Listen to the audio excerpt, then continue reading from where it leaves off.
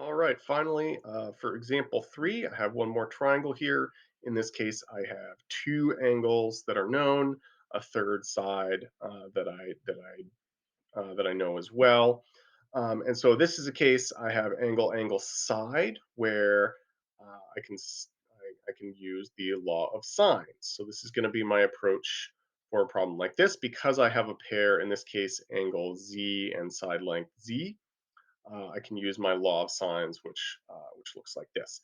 Now, the side length that I'm looking for is the side length xz right here, which actually would require knowing this angle opposite over here on edge length y.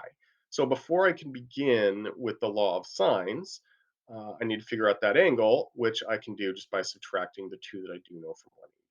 So if you have two angles, obviously in a triangle, they all have to add up to 180. So I have to do a first step here of just figuring out what that third missing angle is by doing that subtraction. So that missing angle that I need is 54.7 degrees.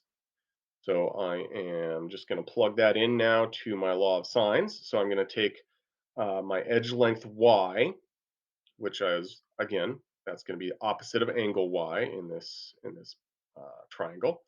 That's the unknown that I'm looking for. That's going to be over the sine of 54.7 degrees, which was that angle y. And that's going to equal the edge length z divided by the sine of angle z. So that's those two, that pair right there. So that's going to be my setup. Again, you can always choose which version of the law of sines that you want to use. So I put A over sine A equals B over sine B simply because I'm looking for an edge. You'll also see the law of sines written as sine of A over A equals sine of B over B. You can do that. It'll just once you get your values plugged in here, it'll just be a little bit more work to isolate what you're looking for. So I always like to put the thing that I'm looking for in the numerator right at the start because then it's just a simple one-step problem. So just multiply both sides by that sine of 54.7 degrees, and we get the answer of approximately 10.9 centimeters.